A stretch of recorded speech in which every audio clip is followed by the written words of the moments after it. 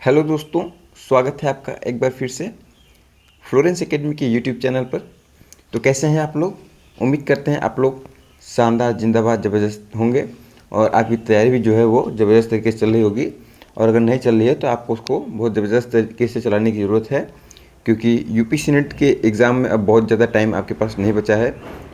तो ज़्यादा से ज़्यादा वन लाइनर थ्योरीज को पढ़ें, शॉर्ट नोट्स को पढ़ें और मॉक टेस्ट को लगाएं। ठीक है, तभी आपकी तैयारी जो है वो अच्छी होगी। तो क्वेश्चन की प्रैक्टिस ज़्यादा से ज़्यादा करिए।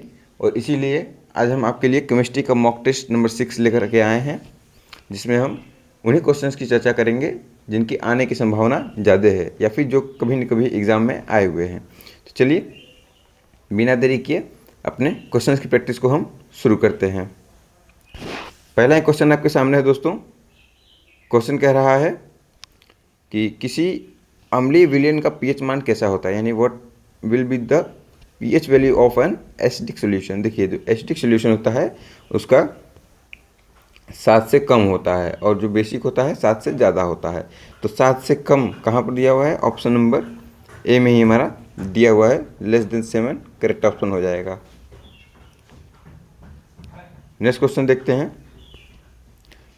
और ये टेस्ट जब ख़त्म हो जाएगा मॉक टेस्ट, तो लास्ट में आप कमेंट कीजिएगा आपके कितने सही हुए। ठीक है, ईमानदारी से आप कमेंट बॉक्स में आंसर इसका जरूर दीजिएगा। नेक्स्ट क्वेश्चन कह रहा है कि वॉशिंग सोडा का रासायनिक सूत्र क्या है, यानी what is the chemical formula of washing soda. Washing soda का केमिकल फार्मूला पूछ रहा है, तो वो हो जाएगा Na2CO3.10H2O। ठीक है, ऑप्शन नंबर सी में दिया हुआ है हमारा करेक्ट ऑप्शन हो जाएगा। ठीक है, यदि आपसे कोई पूछ ले कि सोडियम बाइकार्बोनेट का फॉर्मूला क्या होता है, तो NaHCO3 यहाँ पर दिया हुआ है ऑप्शन नंबर बी में। ठीक है, नेक्स्ट क्वेश्चन देखते हैं। नेक्स्ट क्वेश्चन की तरफ बढ़ने से पहले दोस्तों आपको इन्फॉर्मेशन दे दें कि यदि आपने अभी तक फ्लोरेंस एकेडमी की फुल लेंथ टेस्ट सीरीज को ज्वाइन नहीं किया है तो इसको ज़रूर ज्वाइन करें। आपकी तैयारी में ये एक महत्वपूर्ण भूमिका निभा सकता है। आपके बहुत से साथियों ने इस टेस्ट सीरीज को परचेज़ किया हुआ है, वो टेस्ट दे रहे हैं। ठीक है, तो इस टेस्ट सीरीज को परचेज़ करें। इससे देखिए आपको बेनिफिट क्या होगा कि आपको अपनी तैयारी को परखने का मौका मिलेगा। आपकी तैयारी कहाँ पर है, क्वेश्चंस किस लेवल के आते हैं, वो आप प्रैक्टिस कर पाएंगे। और यदि इसकी मैं ख़ास बात बताऊं तो पिछले वर्ष जब 2025 का एंट्रेंस एग्ज़ाम हुआ था तो 40 से 45 क्वेश्चन, ठीक है, हमारे टेस्ट पेपर से आए हुए थे। पिछले वर्ष भी हमने टेस्ट पेपर लॉन्च किया था, वहाँ से 40 से 45 क्वेश्चन जो है वो डायरेक्टली हूबहू आपके एग्ज़ाम में देखने को मिले थे। और ये हम नहीं कह रहे हैं, ये उन्हीं स्टूडेंट्स का फीडबैक है जिन्होंने पिछले साल टेस्ट सीरीज को परचेज़ किया हुआ था। और इस साल आपको total 13 full and test papers provide किए जा रहे हैं, जो कि बाइलिंगुअल हैं, हिंदी और इंग्लिश दोनों भाषाओं में हैं। तो हिंदी मीडियम के स्टूडेंट्स की जो क्वेरी होती थी कि हमें प्रॉब्लम होती है लैंग्वेज की, तो लैंग्वेज बैरियर यहाँ पे नहीं रहेगा। ठीक है, और इसकी एडिशनल बात यह है इस साल कि आपको फिजिक्स और केमिस्ट्री के जो टेस्ट सीरीज होने वाले हैं, इसमें आपको फिजिक्स और केमिस्ट्री के फॉर्मूला शीट जो हैं वो फ्री ऑफ कॉस्ट प्रोवाइड किए जा रहे हैं। और ये बहुत किसी ज़्यादा कॉस्ट में नहीं है, केवल 99 रुपीज़ में है। ठीक है, तो 99 रुपीज़ आपके फ्यूचर में आपके लिए एक गवर्नमेंट सीट डिसाइड कर सकता है बीएससी नर्सिंग के लिए। तो जितना जल्दी हो सके इस टेस्ट सीरीज़ को ज्वाइन करेंगे और अपनी तैयारी को शानदार, जिंदाबाद, ज़बरदस्त तरीके से आगे बढ़ाएंगे। और यदि आपको कोई और भी जानकारी चाहिए तो यहाँ पर नीचे व्हाट्सअप नंबर दिया हुआ है, इस पर आप मैसेज करके कोई भी जानकारी को प्राप्त कर सकते हैं। चलिए आगे बढ़ते हैं। अगला क्वेश्चन कह रहा है इलेक्ट्रोकेमिकल सेल में कैथोड पर कौन सी अभिक्रिया होती है। देखिए, दो तरीके की अभिक्रियाएँ होती हैं। अभिक्रिया कितने तरीके की होती हैं? दो तरीके की। तो आपको बता दें, एक होता है ऑक्सीडेशन, एक होता है रिडक्शन। तो जहाँ पर क्या होगा, इलेक्ट्रॉन गेन करेगा वो हो जाएगा रिडक्शन, और जहाँ पर क्या होगा, इलेक्ट्रॉन को दान करेगा वो क्या हो जाएगा हमारा, वो हो जाता है ऑक्सीडेशन। तो यहाँ पर आपको बताना है कि जो इलेक्ट्रोकेमिकल सेल होता है, ठीक है, इसमें कौन सी अभिक्रिया होगी। तो देखिए, जो इलेक्ट्रोकेमिकल सेल है इसमें दोनों तरीके की अभिक्रियाएँ होंगी, लेकिन जब कैथोड की बात करेगा तो वहाँ पर हमारा रिडक्शन हो जाएगा। क्या हो जाएगा? रिडक्शन हो जाएगा। ऑप्शन नंबर बी सही है। क्यों रिडक्शन क्यों होगा? क्योंकि ये इलेक्ट्रॉन को गेन करेगा। क्या करेगा? गेन करेगा, मतलब प्राप्त करेगा। यहाँ पर इलेक्ट्रॉन को प्राप्त करेगा कौन? हमारा कैथोड। ठीक है। और एनोड क्या करेगा? ये ऑक्सीडेशन करेगा, मतलब इलेक्ट्रॉन को त्याग देगा। ठीक है। नेक्स्ट क्वेश्चन की तरफ चलते हैं। अगला क्वेश्चन कह रहा है कि एक विलियन में 500 ग्राम पानी में 109 ग्राम यूरिया है, इसकी मोलालिटी क्या होगी? ठीक है, आइए इसकी मोलालिटी ज्ञात करते हैं।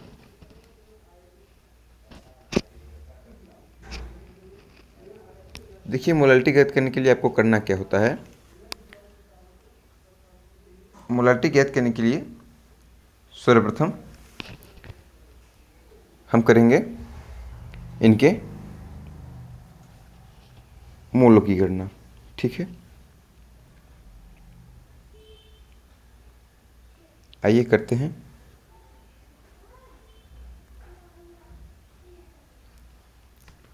यदि हम यहाँ पर देखेंगे तो हमें मिलेगा यूरिया। क्या है? यूरिया है। तो देखिए, पहले हम निकाल लेते हैं। तो यूरिया का पहले फॉर्मूला क्या होगा वो देख लेते हैं। तो यूरिया का जो फॉर्मूला होगा, ठीक है, वो हो जाएगा NH2CO NH2। ठीक है, ये होता है हमारा यूरिया का फॉर्मूला। यदि हम क्या निकालेंगे? इसका मोलर मास अभी निकाल लेते हैं। तो मोलर मास निकालने के लिए क्या करेंगे?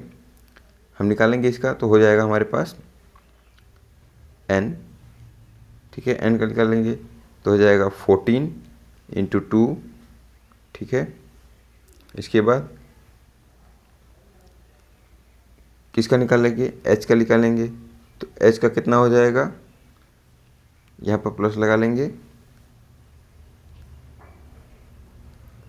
प्लस H का कितना हो जाएगा? तो H का हमारे पास हो जाएगा 1 × 4। ठीक है, प्लस C का निकालेंगे तो C का हो जाएगा हमारे पास 12, प्लस ऑक्सीजन का निकालेंगे तो हो जाएगा हमारे पास 16। ठीक है, और यदि टोटल कैलकुलेट करेंगे तो 28 प्लस 4 प्लस 12 प्लस 16। अगर इसको हम टोटल को कर देते हैं तो हमारे पास आ जाता है 60। ठीक है, और इसकी यूनिट क्या लगेगी? ग्राम पर मोल, क्योंकि ये ग्राम में दिया हुआ है। ठीक है, तो आइए आगे कैलकुलेट करते हैं। तो यूरिया की जब मोल की संख्या यानी N निकालेंगे, ठीक है, किसका?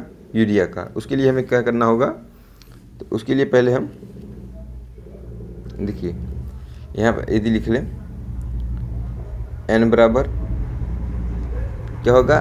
गिवन मास, यानी जो कि मास हमें दिया हुआ है। किसका हम निकाल रहे हैं? तो हम निकाल रहे हैं यूरिया का। किसका निकाल रहे हैं? यूरिया का। तो 109 ग्राम हमें दिया हुआ है। ठीक है, और फिर कह रहा है कि मोलर मास हमने निकाला हुआ है, यहाँ पर 16 है। ठीक है, तो इसको रख देंगे तो हमारा क्या निकल कर आ जाएगा? तो यदि हम इसको काटेंगे, ठीक है, तो अप्रॉक्सीमेटली कितना आ जाएगा? 1.816। ठीक है, आप इसको कैलकुलेट कर लेंगे। आगे बात किसकी की है? कि मोलैलिटी की बात की है। किसकी की है? मोलैलिटी की। ठीक है, इसको याद रखेंगे। ये क्या है हमारा? यह है यूरिया के मोलों की संख्या। क्या है? मोलों की संख्या, मोल। ठीक है, मोल से है। आगे चलें, मोलैलिटी की बात करें यानी M। ठीक है, इसको निकालने के लिए मोल्स ऑफ सोल्यूट क्या होता है? यानी विलेय, जो कि विलयन में घुलता है। तो यूरिया को घुलाया जा रहा है किसमें? 500 ग्राम पानी में। तो यूरिया हम ले लेंगे, तो यूरिया का मोल कितना दिया हुआ है? 1.816। ठीक है, अपॉन में कह रहा है कि mass of solvent in KG होना चाहिए।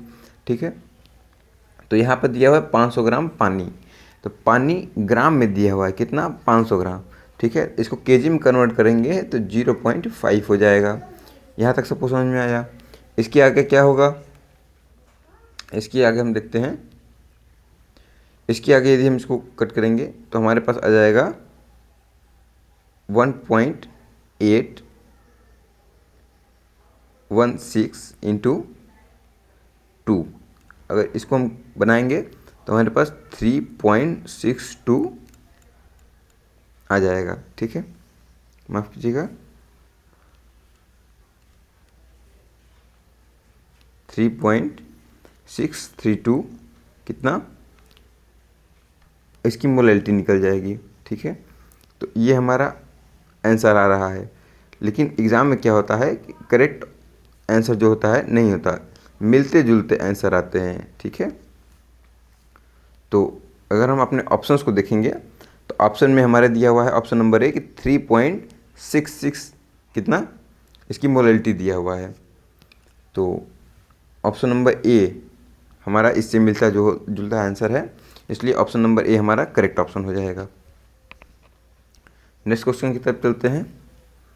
अगला क्वेश्चन कह रहा है कि ओजोन परत के क्षरण के लिए मुख्य रूप से कौन सी गैस क्या है, जिम्मेदार है। तो आपको पता होगा फ्रिज और एसी से जो निकलने वाली गैसेस हैं, ठीक है, जिसको हम क्लोरोफ्लोरोकार्बन्स कहते हैं। ऑप्शन नंबर सी में दिया हुआ है CFCs हमारा करेक्ट ऑप्शन होगा, ठीक है। नेक्स्ट क्वेश्चन की तरफ चलते हैं।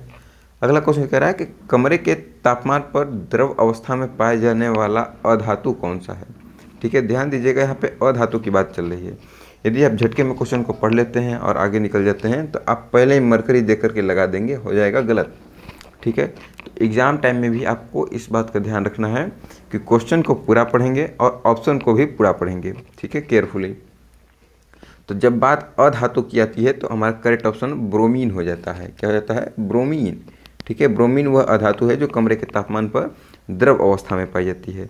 यदि यहाँ पर अधातु न पूछ के धातु पूछता तब हम मरकरी की तरफ यानी पारे की तरफ चले जाते, ठीक है। नेक्स्ट क्वेश्चन की तरफ चलते हैं। अगला क्वेश्चन कह रहा है कि निम्नलिखित में से कौन सी गैस चूने के पानी को दूधिया बना देती है। देखिए, चूने के पानी को दूधिया बनाने की जब बात आती है तो एक ही गैस होती है, उसका नाम है कार्बन डाइऑक्साइड। कौन है, carbon dioxide. Option number D में दिया हुआ है। कैसे, देखिए रिएक्शन कैसे करता है। एक क्लास 10th की रिएक्शन है दोस्तों, ठीक है। होता क्या है कि जब कार्बन डाइऑक्साइड जो गैस है CO2 है, वो ताज़ा जो चूने का पानी होता है यानी कैल्शियम हाइड्रोक्साइड होता है, ठीक है, उससे जब गुजरता है तो एक केमिकल रिएक्शन होती है यानी रासायनिक अभिक्रिया होती है।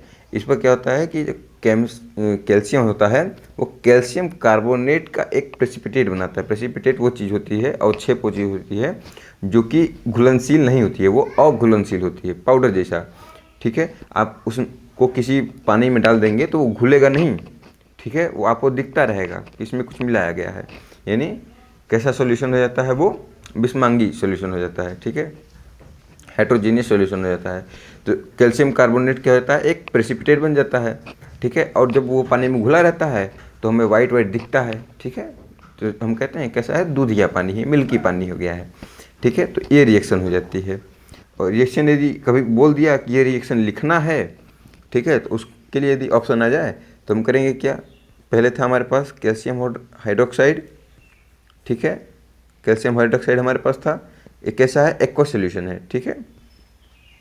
इसके बाद फिर ये किससे रिएक्शन करेगा, कार्बन डाइऑक्साइड से रिएक्शन कर लेगा, ठीक है। ये कैसा है, तो ये गैस में है, ठीक है, ये गैस है और ये एक्वा सोल्यूशन है, ठीक है, यानी जली विलेन है। यदि इसकी रिएक्शन होगी तो हमारे पास क्या आ जाएगा, CaCO3 कैल्शियम कार्बोनेट। ये कैसा रहेगा, ये सॉलिड में रहेगा, ठीक है, प्लस हमारे पास H2O मिल जाता है, ठीक है। H2O क्या है, तो ये लिक्विड है, ठीक है। तो ये रिएक्शन हमको मिल जाती है, ठीक है, ये रिएक्शन हमको मिलती है। नेक्स्ट क्वेश्चन की तरफ चलते हैं। अगला क्वेश्चन कह रहा है कि भौतिक अधिशोषण में कौन सा बल कार्य करता है। देखिए, दो चीज़ें होती हैं, यदि आपने सरफेस केमिस्ट्री पढ़ी होगी तो दो चीज़ें होती हैं, एक होता है अधिशोषण, एक होता है शोषण, अवशोषण होता है, यानी एब्जॉर्प्शन, और एक होता है एडजॉर्प्शन। एडजॉर्प्शन वो चीज़ होती है जो किसी सतह के ऊपर केवल होती है। एब्जॉर्प्शन वो होता है जो किसी पदार्थ के सतह के अंदर भी होती है, ठीक है। तो भौतिक अधिशोषण, ठीक है, यानी फिजिकली होगा, यानी वो केवल उसके बाहरी संपर्क में, त्वचा के संपर्क में आता है। जैसे यदि हम ब्लैक बोर्ड पर लिखते हैं चौक के माध्यम से, तो चौक जो होता है वो ब्लैक बोर्ड पर भौतिक अधिशोषण के माध्यम से चिपकता है, ठीक है, यानी बहुत ही कम बल होता है उसके पास, उसको हम आसानी से क्या कर सकते हैं, रिमूव कर सकते हैं, ठीक है। तो इसमें जो बल कार्य करेगा वो हो जाएगा वान डर वाल बल, जो कि बहुत ही कमज़ोर होता है, ठीक है। ऑप्शन नंबर ए हमारा करेक्ट ऑप्शन हो जाइए। नेक्स्ट क्वेश्चन देखते हैं। अगला क्वेश्चन कह रहा है कि पृथ्वी की जो प्रॉपर्टी है, यानी जो अर्थ क्रस्ट है, उसमें सबसे प्रचुर मात्रा में एलिमेंट कौन सा है, ठीक है, तत्व कौन सा है। तो देखिए, यहाँ अगर धातु पूछता तो हम एल्युमिनियम के पास चले जाते, लेकिन यहाँ पर अगर ये तत्व के बारे में पूछा है, ठीक है, कहाँ पर, भूपर्पटी पर, तब हम जाएंगे ऑक्सीजन की तरफ। ऑप्शन नंबर डी में दिया हुआ है हमारा करेक्ट ऑप्शन, ठीक है। नेक्स्ट क्वेश्चन की तरफ चलते हैं। अगला क्वेश्चन कह रहा है, यदि अभिक्रिया दी हुई है, ठीक है, 2Al प्लस 3Fe3+ और 3Fe बन जाता है रिएक्शन करके, तो इसमें अपचायक कौन है। देखिए, अपचायक का मतलब होता है रिड्यूसिंग एजेंट। रिड्यूसिंग एजेंट वो चीज़ होती है जिसका क्या होता है, ऑक्सीडेशन होता है, जिसका ऑक्सीकरण होता है। क्या होता है, ऑक्सीकरण होता है, जिसका ऑक्सीकरण किसका होगा, जो क्या करेगा, इलेक्ट्रॉन को त्यागेगा, ठीक है, इलेक्ट्रॉन को निकालेगा, ठीक है। यदि हम यहाँ पर देखें तो जो रिएक्शन दी हुई है 2Al और 3Fe+, ये यहाँ पर दिख जरूर रहा है, लेकिन इसके पास तो पूरे पूरे हैं, ठीक है। तो ये रिएक्शन तब ऐसे मानी जाती जब 2Al प्लस 3Fe3+ यहाँ जो दिख रहा है वो रिएक्शन में ऐसे आता तो होता 3Fe+3 इलेक्ट्रॉन ऐसे होता, तब हम मानते कि ये है, लेकिन यहाँ पर ऐसा कुछ है तो नहीं है, ठीक है। तो क्या हो जाएगा, एल्युमिनियम होना चाहिए। एल्युमिनियम क्या है, वो रिड्यूसिंग एजेंट है, ठीक है। तो जो करेक्ट ऑप्शन होना चाहिए हमारा एल्युमिनियम होना चाहिए, और ऐसा हमें किसी ऑप्शन में दिख नहीं रहा है, तो लेकिन ऑप्शन नंबर डी कह रहा है कि इनमें से कोई नहीं, तो यही हमारा करेक्ट ऑप्शन होगा कि इनमें से हमारा कोई भी आंसर नहीं है, ठीक है। बहुत ही केयरफुली आंसर दीजिएगा। नेक्स्ट क्वेश्चन की तरफ चलते हैं। अगला क्वेश्चन कह रहा है, the most reactive carboxylic acid derivative कौन सा है, यानी सबसे अधिक अभिक्रियाशील कार्बोक्सिलिक अम्ल का व्युत्पन्न कौन सा है। देखिए, जो कार्बोक्सिलिक एसिड के जो डेरिवेटिव्स हैं, व्युत्पन्न हैं, उनकी अभिक्रियाशीलता कुछ इस प्रकार होती है कि जो सबसे पहले आता है वो आता है एसिड हैलाइड। कौन सा आता है, एसिड हैलाइड, हैलाइड, ठीक है। एसिड हैलाइड किससे दर्शाते हैं, तो ये इससे दर्शाते हैं Cl-, ठीक है। इसके बाद यदि बात करेंगे, ये पहले नंबर पे है। दूसरे नंबर पे यदि हम बात करेंगे तो हमारे पास एसिड एनहाइड्राइड आ जाएगा। क्या आ जाएगा, acid anhydride, anhydride, acid anhydride आ जाएगा। इसको दिखाएंगे RCOO, ठीक है। तीसरे नंबर पे जो हमारा आएगा वो हो जाएगा हमारा एस्टर। क्या हो जाएगा, एस्टर हो जाएगा, ठीक है, यानी RO। अगला जो लिविंग ग्रुप होगा वो आ जाएगा हमारा एमाइड। क्या आ जाएगा, एमाइड। ये हो जाएगा NH2-, ठीक है, ये होता है। तो जो सबसे अभिक्रियाशील सबसे अधिक होगी वो नंबर 1 की होगी, यानी एसिड हैलाइड हो जाएगा। तो जो करेक्ट ऑप्शन होगा हमारा acid halide, option number C में आ जाएगा, ठीक है। ये इस वजह से आपको लिख करके दिया है ताकि आप इसको लिख लें कहीं ना कहीं, ठीक है। नेक्स्ट क्वेश्चन देखते हैं। अगला क्वेश्चन कह रहा है कि 0.01 जो मोल है इसमें NaOH सोल्यूशन का, उसका pH कितना होगा। देखिए, NaOH सोल्यूशन जो है एक तरह का क्या है, बेस है, ठीक है, और इसकी जो फिक्स होती है पीएच वैल्यू लगभग 12 के बराबर आती है। तो आप इसको याद कर लेंगे, ऑप्शन नंबर बी में दिया हुआ है। ठीक है, नेक्स्ट क्वेश्चन देखते हैं। अगला क्वेश्चन कह रहा है कि विटामिन सी की कमी से कौन सा रोग होता है। ये क्वेश्चन कई बार हमने कराया हुआ है, आपको इस क्वेश्चन का आंसर पता भी होगा, बचपन से आप करते चले आ रहे हैं। स्कर्वी जो रोग होता है वो विटामिन सी की कमी से होता है। ठीक है, और आपका होमवर्क रहेगा, पैलेग्राफ बताएंगे। ठीक है, किस विटामिन की कमी से होता है, घेंघा भी बता देंगे किस विटामिन की कमी से होता है, और नाइट ब्लाइंडनेस, ये तीनों आपके क्या हैं, होमवर्क हैं। कमेंट में इसका आंसर दीजिएगा। नेक्स्ट क्वेश्चन है कि किस अवस्था में एंट्रोपी सर्वाधिक होती है। ठीक है, देखिए काफ़ी लोग होंगे यदि उन्होंने सीरियस होकर एंट्रोपी नहीं पढ़ी है तो वो घबरा गए होंगे कि एंट्रोपी क्या चीज़ होती है। देखिए एंट्रोपी बहुत ही सरल चीज़ है। पदार्थ की जो अवस्थाएं हैं उनमें जो उनके कण हैं, उनका अरेंजमेंट है वो कैसा है, क्या वो व्यवस्थित हैं या वो रेंडमली कहीं बिखरे हुए हैं। तो एंट्रोपी क्या होती है, किसी पदार्थ की जो रेंडमनेस होती है, बिखराव होता है, ठीक, अव्यवस्था होती है, उसी को कहते हैं एंट्रोपी। जिसमें बिखराव सबसे ज़्यादा उसकी एंट्रोपी सबसे ज़्यादा, जिसमें बिखराव सबसे कम या नहीं है उसकी एंट्रोपी सबसे कम है। ठीक है, तो सॉलिड की एंट्रोपी सबसे कम है। ठीक है, क्योंकि उसके पदार्थ के जो कण हैं वो कहाँ हैं, बहुत सघन है, एक दूसरे के पास पास में होते हैं। लेकिन जो गैस है इनके कणों का कोई व्यवस्था नहीं है, ये रैंडमली क्या करते रहते हैं, इधर उधर भागते रहते हैं, डिफ्यूजन रेट बहुत हाई होता है इनका। तो ऑप्शन नंबर सी गैस हमारा बिल्कुल करेक्ट ऑप्शन हो जाएगा कि इनकी एंट्रोपी सबसे अधिक होती है। नेक्स्ट क्वेश्चन की तरफ चलते हैं। अगला क्वेश्चन कह रहा है कि गैस का क्रांतिक तापमान किसे कहते हैं। देखिए गैस का जो क्रांतिक तापमान होता है यानी क्रिटिकल टेम्परेचर होता है वो कहता है कि गैस कभी द्रवित नहीं होगी। ठीक है, यही होता है हमारा क्रिटिकल टेम्परेचर किसका, गैस का। ठीक है, तो ऑप्शन नंबर ए में ही दिया हुआ है, करेक्ट ऑप्शन है। नेक्स्ट क्वेश्चन की तरफ चलते हैं। अगला क्वेश्चन कह रहा है रासायनिक बलगतिकी में, ठीक है, रासायनिक जो गतिकी है उसमें हम क्या अध्ययन करते हैं। तो केमिकल काइनेटिक्स में आपने पढ़ा होगा। ठीक है, तो रिएक्शन की जो वेलोसिटी होती है हम उसका अध्ययन करते हैं, उसकी स्टडी करते हैं। ठीक है, रेट ऑफ रिएक्शन। ठीक है, तो यहाँ पर दिया हुआ है वेलोसिटी ऑफ रिएक्शन। ठीक है, अभिक्रिया की दर, ये भी हमारा करेक्ट ऑप्शन है। ठीक है, ऑप्शन नंबर ए में ही दिया हुआ है, ये हमारा करेक्ट ऑप्शन है। ठीक है, नेक्स्ट क्वेश्चन है आधुनिक आवर्त सारणी का आधार क्या है। ठीक है, तो आपको पता ही होगा जो आधुनिक आवर्त सारणी का आधार है वो है हमारा परमाणु क्रमांक। ठीक है, यानी एटॉमिक नंबर। ठीक है, और एटॉमिक नंबर का जो सिंबल होता है, ठीक है, वो आप होमवर्क में बताएंगे। ठीक है, नेक्स्ट क्वेश्चन की तरफ चलते हैं। अगला क्वेश्चन है कि दृश्य क्षेत्र में हाइड्रोजन का जो रेखीय स्पेक्ट्रम है वो किससे संबंधित होता है। तो देखिए जो दृश्य क्षेत्र में हाइड्रोजन स्पेक्ट्रम है वो बाल्मर की श्रेणी से हमारा होता है। ठीक है, संबंधित होता है बाल्मर श्रेणी। ठीक है, और ये क्वेश्चन काफ़ी बार पूछा गया है तो इसके लिए मैं आपको कुछ दे रहा हूँ। ठीक है, ब्रह्मास्त्र आपको दे रहा हूँ, आप इसको याद रखिएगा। ठीक है, लाइमन श्रेणी, बाल्मर श्रेणी, पास्चन श्रेणी और ब्रैकेट श्रेणी। ठीक है, और इसके बाद फिर आप फुंड याद रखिएगा। क्या, फुंड याद रखिएगा।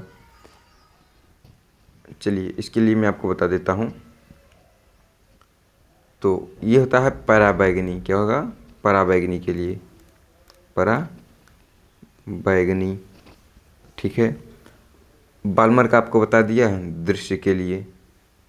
ठीक है, इसके बाद पास्चन का है, ये है इंफ्रारेड यानी अवरक्त के लिए। ठीक है, किसके लिए, अवरक्त के लिए। इसके बाद आते हैं ब्रैकेट, कौन आ जाएगा, ब्रैकेट श्रेणी। ये भी होता है इंफ्रेड यानी अवरक्त के लिए, ये भी क्या है, अवरक्त के लिए है। ठीक है, और लेकिन जो फुंड आता है वो हो जाएगा सुदूर अवरक्त यानी फार इंफ्रारेड यानी सुदूर इंफ्रारेड यानी अवरक्त। ठीक है, अवरक्त, इतना आप याद रखेंगे। नेक्स्ट क्वेश्चन की तरफ चलते हैं। अगला क्वेश्चन कह रहा है निम्नलिखित में से कौन सी एल्केन है। देखिए एल्केन का जो फॉर्मूला होता है, ठीक है, वो होता है CnH2n+2। ये है हमारा एल्केन। क्या है? एल्केन। दूसरा एल्कीन का फॉर्मूला होता है CnH2n, ठीक है, ये होता है हमारा एल्केन के बाद एल्कीन, एल्कीन, ठीक है। इसके बाद CnH2n-2, ठीक है, ये होता है हमारा एल्काइन का फॉर्मूला। किसका? एल्काइन का, ठीक है। यदि बात करेंगे इसमें सिंगल बॉन्ड होगा, इसमें डबल बॉन्ड होगा और इसमें ट्रिपल बॉन्ड होगा, ठीक है। ये बात आप क्या करेंगे? याद रखेंगे। तो जो करेक्ट ऑप्शन हो जाएगा हमारा C2H6 दिया हुआ है पहला, तो इसको देख लेते हैं। क्या C दिया हुआ है हमारा, N की जगह पे 2 रखना है, ठीक है, हो जाएगा C2H6। हाँ, तो ऑप्शन नंबर ए में ही दिया हुआ है, ठीक है, C2H6, ठीक है, हमारा करेक्ट ऑप्शन हो जाएगा। नेक्स्ट क्वेश्चन की तरफ चलते हैं। अगला क्वेश्चन कह रहा है निम्न में से कौन सा मोनोसेक्राइड है। तो यहाँ पे सुक्रोज ये डाइसेक्राइड है, लैक्टोज ये भी नहीं है, ग्लूकोज दिया हुआ है। ग्लूकोज जो है हमारा ये एक तरीके का मोनोसेक्राइड है। ऑप्शन नंबर सी हमारा करेक्ट ऑप्शन हो जाएगा, ठीक है। नेक्स्ट क्वेश्चन की तरफ चलते हैं। कह रहा है कि अम्ल वर्षा के लिए यानी जो एसिड रेन होती है उसके लिए मुख्य रूप से कौन सी गैस जिम्मेदार है, कौन सी गैस रिस्पॉन्सिबल होती है। तो एसिड रेन के लिए मेन रूप से SO2 जो होती है, क्या होती है? SO2 यानी सल्फर डाइऑक्साइड हमारा क्या होता है, इसके लिए जिम्मेदार होता है। तो ऑप्शन नंबर बी में दिया हुआ है सल्फर डाइऑक्साइड हमारा करेक्ट ऑप्शन हो जाएगा, ठीक है। नेक्स्ट क्वेश्चन की तरफ चलते हैं। विलयन की सांद्रता किस रूप में व्यक्त की जाती है, ठीक है। देखिए विलयन की जो सांद्रता होती है वो मोलारता, मोललता और जो मोल फ्रैक्शन यानी मोल अंश या मोल प्रभाव जो दिया हुआ है इन सभी से व्यक्त की जाती है। और ऑप्शन नंबर डी में दिया हुआ है सभी, तो हमारा ये ऑप्शन नंबर डी सही हो जाएगा, क्योंकि इन सभी से क्या की जाती है? विलयन की सांद्रता यानी कंसंट्रेशन ज्ञात की जाती है। नेक्स्ट क्वेश्चन कह रहा है कि brass is an alloy of, यानी जो पीतल है वो किसका मिश्र धातु है। ये बहुत बार पूछा गया है दोस्तों क्वेश्चन, और ये इसका आना लगभग समझिए कि तय ही है, ठीक है। ये लगभग हर साल एग्जाम में आता है कि मिश्र धातु से क्वेश्चन, ठीक है। तो जो पीतल होता है हमारा जिंक और कॉपर से मिलकर के बना होता है। कहाँ दिया हुआ है? तो ऑप्शन नंबर बी में दिया हुआ है, ठीक है, इसको आप याद कर लेंगे। नेक्स्ट क्वेश्चन की तरफ चलते हैं। अगला क्वेश्चन कह रहा है कि लाफिंग गैस का रासायनिक नाम क्या है। तो जो लाफिंग गैस होती है वो होती है नाइट्रस ऑक्साइड, ठीक है। उसका जो फॉर्मूला होता है N2O, ठीक है, नाइट्रस ऑक्साइड, ठीक है। कहाँ दिया हुआ है? तो पहला दिया हुआ है कि नाइट्रिक ऑक्साइड। देखिए कई बच्चे होंगे जो हड़बड़ी में पढ़ेंगे और पहला ही करके चला आएंगे, ये हो जाएगा गलत। ये नाइट्रिक ऑक्साइड है मेरे भाई, नाइट्रस ऑक्साइड नहीं है। दूसरा दिया हुआ है नाइट्रोजन डाइऑक्साइड, ये भी गलत हो जाएगा। तीसरा दिया हुआ है नाइट्रोजन परऑक्साइड, ये भी गलत है। लेकिन चौथा दिया हुआ है नाइट्रस ऑक्साइड, ये हमारा करेक्ट ऑप्शन हो जाएगा, ठीक है। तो यहाँ पर हमारे 24 क्वेश्चंस कंप्लीट होते हैं। तो क्वेश्चंस कैसे लगे ये भी कमेंट बॉक्स में बताइएगा, आपके कितने क्वेश्चन सही हुए ये भी बताइएगा, ठीक है।